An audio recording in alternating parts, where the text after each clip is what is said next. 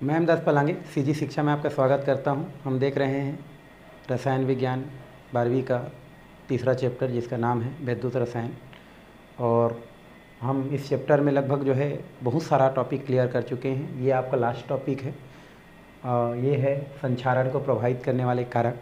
इससे पहले वीडियो में हम जो है संक्षारण क्या होता है, संक्षारण को विद्युत रासायनिक सिद्धांत के द्वारा किस प्रकार से समझाया जा सकता है ना, वो हम लोग क्या कर चुके थे, देख चुके थे। आज उसी का थोड़ा सा आगे हम क्या करते हैं, पुनः बात करते हैं कि संक्षारण को प्रभावित करने वाले कारक कौन कौन से हैं। वैसे आपको पता है कि संक्षारण होता क्या है ना। इससे पहले वाले वीडियो में आप देखे भी होंगे कि संक्षारण होता क्या है। तो संक्षारण का मतलब ये है कि जो भी धातु होते हैं उस धातुओं का वायुमंडल में उपस्थित नमी के द्वारा या नमी के कारण या बोल सकते हैं गैसों के कारण अवांछनीय पदार्थ में बदलने की जो प्रक्रिया है वही क्या कहलाता है, हमारा संक्षारण कहलाता है। संक्षारण का मतलब यही है भाई, क्योंकि ये क्या है, हमारा वायुमंडल है और वायुमंडल में बहुत सारे क्या होती है, गैस होती है। जैसे कार्बन डाइऑक्साइड है, सल्फर डाइऑक्साइड गैस है, नाइट्रोजन डाइऑक्साइड है और बहुत सारे वगैरह वगैरह गैस होता है। उसके अलावा क्या होता है, यहाँ जल होता है। तो इनके कारण, किसके कारण, गैसों के कारण या नमी के कारण, किनका भाई, धातु का। जो धातु होता है इस धातु का किस में बदलना, अवांछनीय पदार्थ, अनुपयोगी पदार्थ, बोलो क्या बोलो इसको, अनुपयोगी, अनुपयोगी पदार्थ, अनुपयोगी पदार्थ जिसको बोलते हैं। तो अनुपयोगी जो पदार्थ होता है या पदार्थों में बदलना। तो आप सिंपल परिभाषा देना चाहेंगे तो दे सकते हैं भाई, संक्षारण क्या होता है।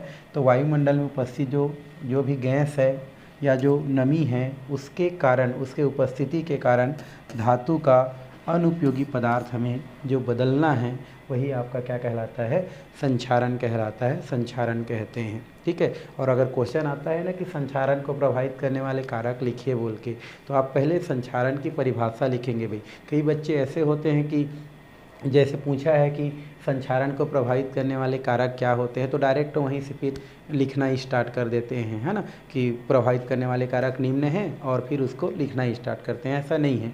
आपको नहीं पूछ रहा है मतलब ये नहीं है कि आप नहीं लिखेंगे। जब आपको पूछेगा कि संक्षारण को प्रभावित करने वाला कारक क्या होते हैं, तो पहले आप क्या लिखेंगे, संक्षारण की परिभाषा लिखेंगे, है ना। और उसके बाद फिर संक्षारण के जो भी प्रभावित करने वाले कारक हैं उसको हम लोग लिखते जाते हैं। यहाँ से क्वेश्चन कई तरीक़ा से बनता है। पहला, संक्षारण किसे कहते हैं, संक्षारण के जो विद्युत रासायनिक सिद्धांत है उसको समझाइए, पहला क्वेश्चन। दूसरा क्वेश्चन बनता है यहाँ से, संक्षारण किसे कहते हैं, संक्षारण को प्रभावित करने वाले कारक कौन कौन से हैं ये बताइए। और तीसरा क्वेश्चन बनता है, संक्षारण किसे कहते हैं और संक्षारण से किस प्रकार से बचा जा सकता है, किस प्रकार से बचाव किया जा सकता है। तो ऐसा 3 क्वेश्चन यहाँ से आपको क्या करता है, पूछता है, जिसमें ज़्यादातर क्वेश्चन जो है या तो विद्युत रासायनिक सिद्धांत को पूछता है या तो बचाव कैसे किया जाता है उसको पूछा जाता है। तो क्वेश्चन कैसे भी करें, अगर आप अच्छा से पढ़े हैं तो कोई भी क्वेश्चन क्या हो जाता है, बन जाता है। तो हमने फिलहाल किसके बात की, संक्षारण क्या होता है उसका बात कर लिए, ठीक है। और विद्युत रासायनिक सिद्धांत की बात तो इससे पहले वाले वीडियो में हम कर ही चुके हैं। हम चलते हैं कौन कौन से कारक हैं जो संक्षारण को प्रभावित कर सकता है। और मैं आपको संक्षारण की किस प्रकार से जंग लगने की जो सूत्र है, क्योंकि संक्षारण का बेस्ट उदाहरण है जंग लगना, और उसका फार्मूला क्या होता है वो भी मैं बताया था। ये था Fe2O3 और ये था हमारा XH2। यही क्या कहलाता है, हमारा लोहे के जंग लगने का सूत्र कहलाता है। चलिए, ये तो चर्चा हम इससे पहले भी कर चुके थे। हम प्रभावित करने वाले कारक की ओर बढ़ते हैं, ठीक है। अब यहाँ पर प्रभावित करने वाले कारक वैसे आपको बहुत सारा दिया गया है। हम एक एक कारक को क्या करते जाते हैं, 1 बाय 1 करके पढ़ते जाते हैं। पहला है हमारा धातु की प्रकृति। पहला क्या है हमारा, धातु की प्रकृति। धातु की प्रकृति मतलब होता है भाई, धातु तो सभी होते हैं बट प्रकृति का मतलब होता है नेचर। नेचर मतलब बोल सकते हैं क्रियाशीलता, बोले हम लोग क्या बात करते हैं, हम लोग क्रियाशीलता की बात करते हैं। तो क्रियाशीलता में क्या होते हैं, बहुत सारे जो धातु होते हैं वो बहुत ज़्यादा क्रियाशील होते हैं और बहुत सारे जो धातु होते हैं वो बहुत कम क्रियाशील होते हैं। तो जो धातु जितना ज़्यादा क्रियाशील होता है उसमें संक्षारण की प्रक्रिया उतना ही क्या होता है, ज़्यादा होता है, वो उतना ही संक्षारित होते हैं। कहने का मतलब बोल सकते हैं कि यहाँ पर जो क्या होता है, अधिक जो क्या होता है हमारा क्रियाशील जो धातु है, अधिक जो क्या है हमारा क्रियाशील धातु होता है, इसका अगर हम संक्षारण की बात करें तो संक्षारण उतना ही ज़्यादा होता है, अधिक संक्षारित बोल सकते हैं। अधिक क्या होता है हमारा, संक्षारित होगा, संक्षारित होगा। मतलब जो ज़्यादा क्रियाशील धातु होंगे उसका संक्षारण उतना क्या होगा, ज़्यादा होगा, और हम यहाँ पर लिख देते हैं कम क्रियाशील। मान लो हम यहाँ पर क्या लिखते हैं, कम क्रियाशील।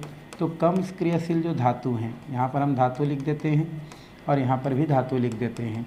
तो कम क्रियाशील जो क्या होता है हमारा, कम क्रियाशील जो धातु होता है उसका संक्षारण क्या होता है आपका, कम होता है। संक्षारण क्या होता है भाई आपका, कम होता है। तो इस तरीक़ा से इसमें आप लिखना चाहेंगे थ्योरी में तो क्या कर सकते हैं आप, थ्योरी लिख सकते हैं। क्या लिख सकते हैं भाई कि धातु की प्रकृति, वे धातु जो क्या होता है आपका अधिक क्रियाशील होता है उसका संक्षारण ज़्यादा होता है, और वह धातु जो क्या होता है आपका कम क्रियाशील होता है उसका संक्षारण क्या होता है आपका कम होता है। जैसे लोहा की बात करें अगर हम उदाहरण लें तो जो लोहा होता है, लोहा जो है अन्य धातु के अपेक्षा क्या होता है हमारा ज़्यादा क्रियाशील धातु होता है। इस वजह से हम बोल सकते हैं इसमें संक्षारण अन्य धातुओं की अपेक्षा क्या होता है, ज़्यादा होता है। आज आपने देखा होगा आसपास में कि लोहा से बनी वस्तु अन्य धातु के बनी वस्तु की अपेक्षा क्या होता है, ज़्यादा संचारित होता है। हमारे आसपास जो है तांबा के कुछ वस्तु आपको दिखाई देते हैं, एल्युमिनियम की कुछ वस्तु दिखाई देते हैं, है ना, चांदी के भी दिखते हैं, लेकिन लोहा के ज़्यादातर आपको दिखाई देता है। तो लोहा के वस्तु ज़्यादा क्या होता है, संचारित होता है। इसका मतलब ये होता है कि लोहे से बनी वस्तु या लोहा जो होता है वो अधिक क्रियाशील होता है। इसलिए वातावरण के साथ जो नमी है, वातावरण में उपस्थित जो नमी है ना, या जो गैस है उसके साथ उतना ही ज़्यादा क्या करता है, क्रियाशीलता प्रदर्शित करता है, अधिक क्रिया करता है, और इस वजह से इसमें जो संचारण होता है वो ज़्यादा होता है। तो आपको थ्योरी यहाँ पर लिखना है अगर आ गया तो, कि संचारण को प्रभावित करने वाले कारक कौन कौन से हैं समझाइए बोल के आता है ना। तो पहला पॉइंट लिख देना कि धातु की प्रकृति, और फिर लिखना कि वे धातु जो ज़्यादा क्रियाशील होते हैं वो अधिक संचारित होते हैं, और जो धातु कम क्रियाशील होते हैं वो कम संचारित होते हैं। फिर जैसे उदाहरण लिख देना भाई कि आयरन जो होता है वो अन्य धातु की अपेक्षा ज़्यादा क्या होता है आपका क्रियाशील होता है, क्योंकि इनकी या जो है संचारण ज़्यादा होता है क्योंकि इसकी क्रियाशीलता ज़्यादा होती है। तो ये हो गया हमारा पहला क्या हो गया, धातु की प्रकृति। दूसरा है हमारा अशुद्धि की उपस्थिति। किसकी उपस्थिति, हमारी अशुद्धि की उपस्थिति। अशुद्धि की उपस्थिति मतलब क्या होता है भाई, हम बात करते हैं अशुद्धि की उपस्थिति में। अब बहुत सारे क्या होते हैं जो धातु होते हैं उसमें अगर हम ऐसे बात करें तो ज़्यादा अच्छा है। जैसे आयरन है, हमारा क्या है, हमारा आयरन है। अब ये जो आयरन होता है, प्योर आयरन की बात करें तो प्योर आयरन जब रहेगा ना तो उसमें संचारण जो है होगा, बट क्या होगा, लेट में होगा बोल सकते हैं, या कम होगा।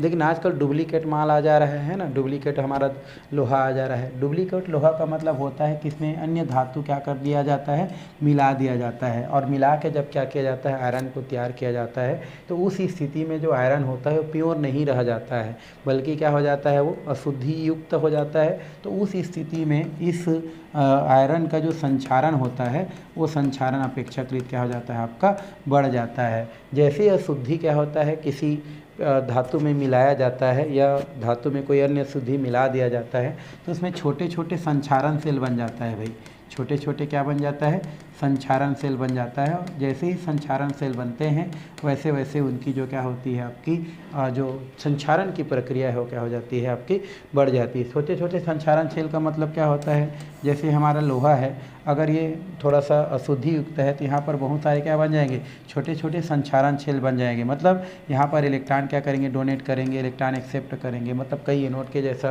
कई कैथोड के जैसा बिहेव करेंगे, और वहाँ पर फिर जो है उसके लगभग जंग लगने की प्रक्रिया जो है होती है वो बढ़ जाती है।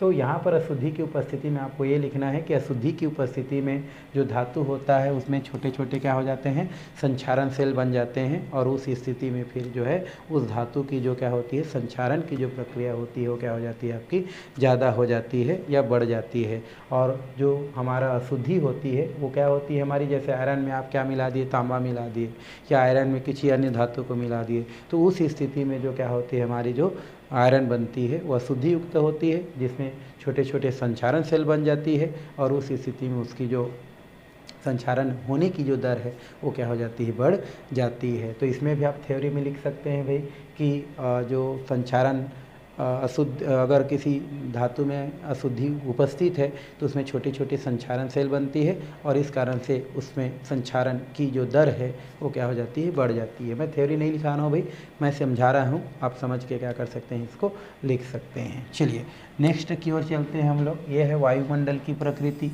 वायुमंडल की प्रकृति का मतलब ये होता है कि वायुमंडल में बहुत सारे क्या होती है, गैसें होती हैं।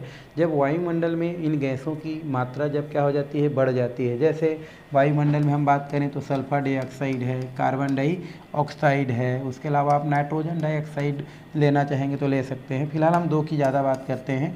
ये हो गया सल्फर डाइऑक्साइड, ये हो गया हमारा कार्बन डाइऑक्साइड, साथ में हम बोल सकते हैं H2O।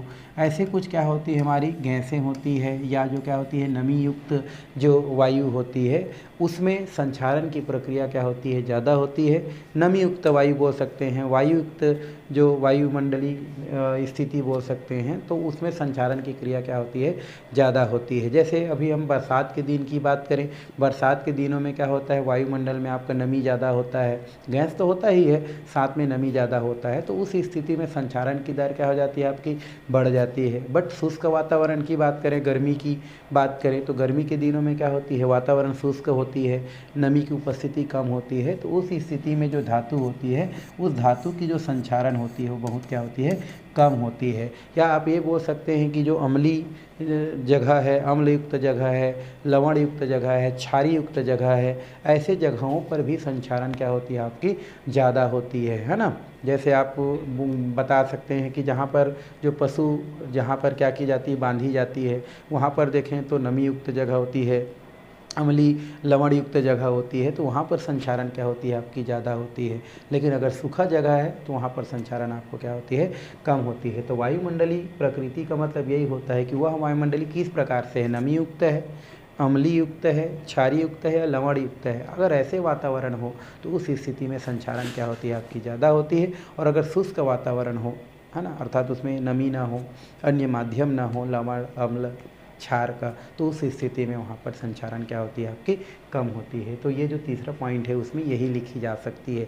देखो, जब भी क्या की जाती है, क्वेश्चन की जाती है, टॉपिक देखी जाती है, और टॉपिक के अंदर जो है उसके हिसाब से अपना क्या की जाती है, थिंग जो होती है उसको लिख दी जाती है। जैसे यहाँ पर आपको मैं समझा रहा हूँ, तो आप क्या करो, उसको समझो और उसके बाद इसमें क्या कर दो, उन चीज़ों को अपने भाषा में जो है ढाल के लिख दो। क्या लिखेंगे, जैसे इसमें बोलेगा तो वायुमंडल की प्रकृति, तो वायुमंडल में अगर क्या होती है, नमी की उपस्थिति ज़्यादा होती है, गैसों की उपस्थिति ज़्यादा होती है, अम्लता क्षारकता वाला पदार्थ की उपस्थिति ज़्यादा होती है, तो उस स्थिति में लवण वाला पदार्थ की उपस्थिति ज़्यादा होती है, तो उस स्थिति में संक्षारण धातु की उतनी ही क्या होती है, ज़्यादा होती है। और शुष्क युक्त वातावरण होती है मान लो, तो उस स्थिति में संक्षारण क्या होती है, आपकी कम होती है। तो ये पॉइंट जो है इस वायुमंडल की प्रकृति में क्या की जा सकती है, लिखी जा सकती है। चलिए नेक्स्ट पॉइंट की ओर चलते हैं।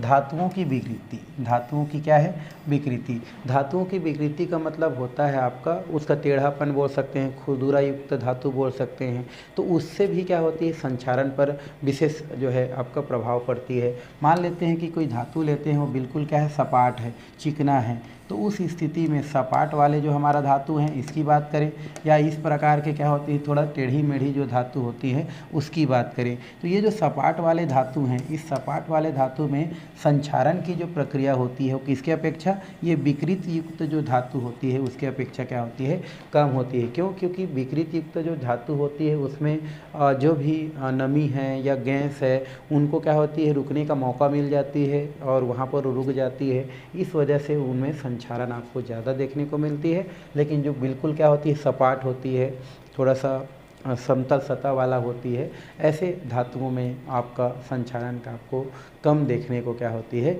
मिलती है। तो इस तरीक़ा से धातु की विकृतियां भी संक्षारण को क्या करती है, प्रभावित करती है। मतलब विकृतीकृत जो धातु होती है उनमें संक्षारण ज़्यादा, और जो सपाट समतल जो धातु होती है उसमें संक्षारण क्या होती है, कम होती है। तो इस पॉइंट को इसके अंतर्गत क्या की जा सकती है, लिखी जा सकती है, बताई जा सकती है भाई, है ना। लिखने का काम आप करेंगे भाई। कितना पॉइंट हो गया हमारा, 4 पॉइंट। एक आध पॉइंट और देखते हैं और आगे बढ़ते हैं।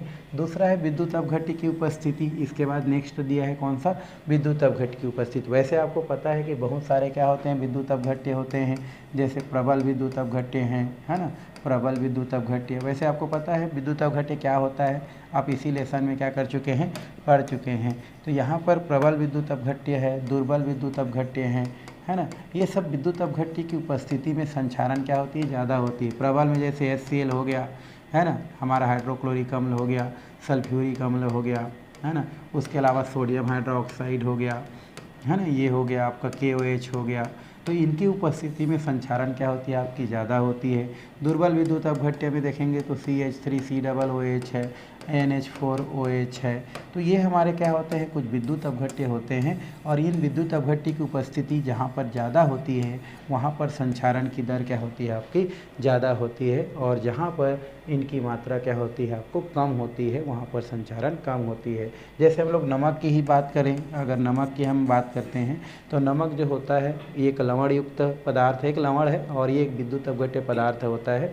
और अगर इस लवण युक्त जो जगह है, लवण युक्त जो स्थान है, जैसे हम लोग समुद्र के पानी बोल सकते हैं, तो उस स्थिति में वहाँ पर जो है क्या होती है संक्षारण आपको ज़्यादा देखने को मिलती है, या वहाँ पर संक्षारण ज़्यादा होती है। तो इस प्रकार से इसमें लिख सकते हैं कि विद्युत अपघट्य की उपस्थिति में, जैसे ये विद्युत अपघट्य दिया गया है, इनकी उपस्थिति में धातु में संक्षारण ज़्यादा होती है, और अगर इनकी उपस्थिति कम हो तो संक्षारण उसमें क्या होती है कम होती है। भाई नेक्स्ट पॉइंट की ओर चलते हैं हम लोग।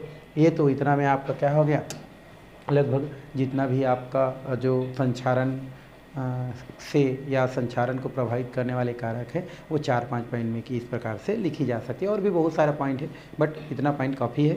इस प्रकार से आपको जो है लिख करके आप नंबर ले सकते हैं। भाई आगे हमारा चलते हैं, वह है संक्षारण से बचाव।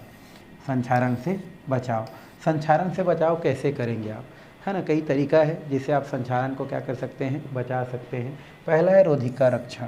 पहला क्या है हमारा, रोधिका रक्षण। रोधिका रक्षण क्या होता है कि जो धातु होता है, ये हमारा क्या होता है, धातु होता है।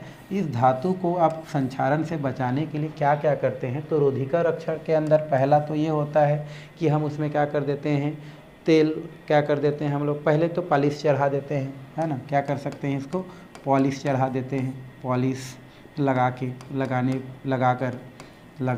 कर जो पॉलिश होता है, पॉलिश लगाते हैं आप घर में देखना, जो खिड़की है, दरवाज़ा है, कोई औजार है, उसमें हम क्या लगा देते हैं भाई, पॉलिश लगा देते हैं, मतलब रोधिका रक्षण करते हैं। पॉलिश लगाते हैं ना, तो धातु के ऊपर में लगाते हैं इस प्रकार से, है ना। ये पॉलिश लगा दी, तो पॉलिश लगाते हैं तो क्या हो जाता है, वो ढक जाता है धातु, और फिर जो है वो पॉलिश क्या करता है, जो भी पानी वानी है उसको वो अपने में रोक लेता है, जिससे ये जो धातु होता है वो संक्षारित होने से क्या हो जाता है, बच जाता है। तो पहला वेन क्या हो गया, पॉलिश लगा के हम क्या कर सकते हैं, पॉलिश या इसी को हम क्या बोलते हैं, पेंट बोलते हैं।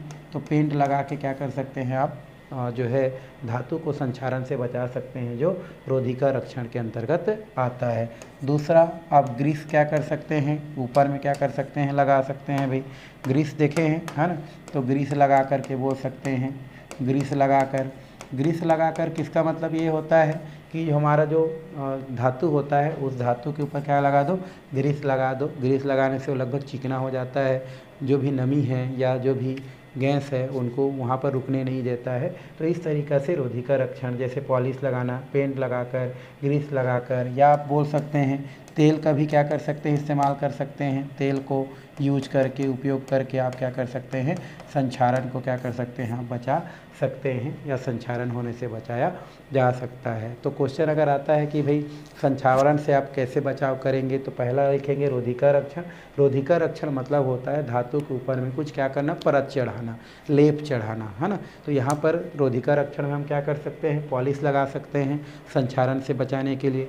दूसरा ग्रीस लगा सकते हैं उसके ऊपर संक्षारण से बचने के लिए। आप क्या लगा सकते हैं, उसमें तेल का उपयोग कर सकते हैं, तेल को आप धातु के ऊपर लगा दो। तो ऐसा उपयोग करने की जो प्रक्रिया होता है उसी को हम क्या बोलते हैं, रोधिका रक्षण कहते हैं। और इस प्रकार से हम क्या कर सकते हैं, धातुओं को संक्षारण से बचा सकते हैं। तो ये पहला पॉइंट हो गया हमारा रोधिका रक्षण। एक उत्सर्ग रक्षण होता है हमारा, ये हमारा सेकेंड नंबर क्या होता है हमारा, उत्सर्ग रक्षण। उत्सर्ग रक्षण क्या होता है, उत्सर्ग रक्षण भी लगभग हमारा ये जो रोधिका रक्षण होता है उसके जैसा ही होता है। उत्सर्ग रक्षण में क्या होता है, जो धातु होता है, जिस धातु को संक्षारण से बचाना होता है, जैसे आपको क्या करना है, आयरन जो होता है, आयरन का फार्मूला क्या होता है आपका, Fe होता है। अगर इस आयरन को आपको क्या करना है, संक्षारण से बचाना है, तो इस उत्सर्ग रक्षण के आधार पर क्या किया जाता है कि इसके ऊपर उससे ज़्यादा क्रियाशील जो धातु होता है उसका क्या कर दिया जाता है, परत चढ़ा दिया जाता है ना। तो उसको हम लोग क्या बोलते हैं, उत्सर्ग रक्षण कहते हैं। मतलब उत्सर्ग रक्षण के अंतर्गत धातुओं को, है ना, जो है संक्षारण से बचाने के लिए जो धातु रहता है उस धातु से ज़्यादा क्रियाशील धातु का क्या कर दिया जाता है, एक लेप लगा दिया जाता है, और यही आपका क्या कहलाता है, उत्सर्ग रक्षण कहलाता है, जिसके कारण जो धातु होता है वो संक्षारण होने से क्या हो जाता है, बच जाता है। जैसे आयरन के ऊपर अगर हम क्या करते हैं, जिंक का लेप चढ़ा देते हैं, तो उस स्थिति में क्या हो जाता है, आयरन से कहीं ज़्यादा क्रियाशील जैसे जिंक है, तो जिंक क्या होता है, संक्षारण से लोहा को क्या कर देता है, बचा देता है। तो इस तरीक़ा से कम क्रियाशील धातु के ऊपर अधिक क्रियाशील धातु का लेप चढ़ाना क्या कहलाता है, उत्सर्ग रक्षण कहलाता है। और इस प्रकार से करने से जो भी क्या होता है, जो धातु जिसका हम परत चढ़ाएं हैं वही क्या होता है, जो भी प्रक्रिया होता है उसी पर होता है, और लोहा या अन्य धातु संक्षारण से क्या हो जाता है, बच जाता है। यहाँ पर एक क्वेश्चन आता है गैल्वेनीकरण, है ना, क्या आता है क्वेश्चन, यहीं से बनता है गैल्वेनीकरण। गैल्वेनीकरण,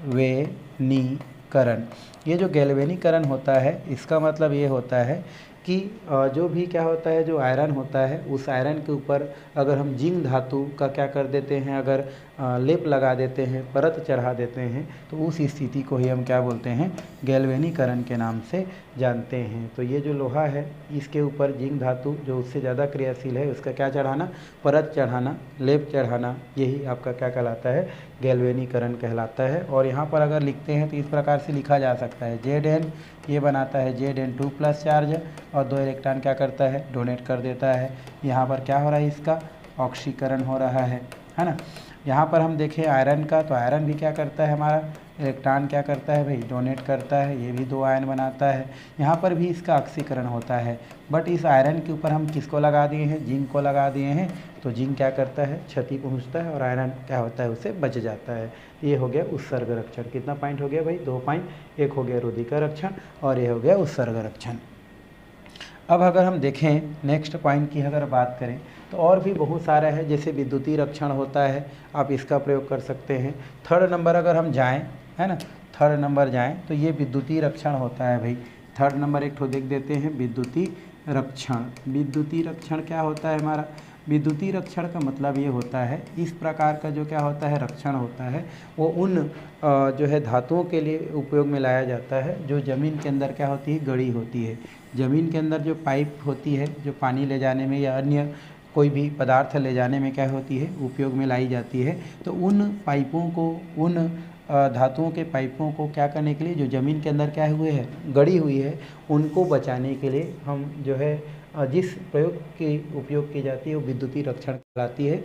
इस प्रकार के जो रक्षण होती है उसमें ज़मीन के अंदर जो गड़ी हुई क्या होती है, धातु की पाइप होती है, उसको संक्षारण से बचाने के लिए उससे अधिक क्रियाशील जो धातु होती है, जैसे जो जिंक होती है, उस जिंक से उसको क्या कर दी जाती है, कनेक्ट कर दी जाती है, जोड़ दी जाती है। और इस प्रकार से जोड़ने से जो भी उसका जो संक्षारण होती है, वो संक्षारण उससे अधिक क्रियाशील जो धातु जो उससे जोड़ी गई है उसके कारण क्या हो जाती है, वो कम हो जाती है। तो यही आपकी क्या कहलाती है, विद्युतीय रक्षण कहलाती है। लगभग उत्सर्ग रक्षण होती है, बट इसमें जो है क्या की जाती है, उसको कनेक्ट की जाती है, किसके साथ, जो भी कम क्रियाशील धातु होता है उसके साथ जिंक धातु या उससे अधिक क्रियाशील धातु को क्या कर दी जाती है, जोड़ दी जाती है, और फिर उसको संक्षारण से क्या की जाती है, बचाई जाती है। और इसकी फार्मूला पहले जैसे ही लिखा जा सकती है, जैसे जिंक का है तो Zn2+ चार्ज और 2 इलेक्ट्रॉन लिखी जा सकती है, और अगर आयरन का लिखी जाती है तो पुनः Fe2 और 2+ चार्ज 2 इलेक्ट्रॉन लिखी जा सकती है। तो इस प्रकार से लगभग 2-3 जो पॉइंट है वो आपका जो बचाव है संक्षारण में उसके अंतर्गत रखी जा सकती है। तो फिलहाल हम लोग इसमें इतना ही है, और आज ये जो लेसन है वो यहीं पर क्या होती है, समाप्त होती है भाई, है ना। तो इस प्रकार से हमने जो है आज तीसरा लेसन भी क्या कर लिया, कंप्लीट कर लिया। और आने वाला जो है वो जो डे है उसमें हम लोग जो है आपका 4th जो लेसन है उसको हम लोग जो है पढ़ने वाले हैं, जिसका नाम है रासायनिक बल गतिकी। बहुत ही इम्पोर्टेंट हमारा चैप्टर है, वो हम लोग क्या करने वाले हैं, आने वाले जो वीडियो है उसमें देखने वाले हैं अभी।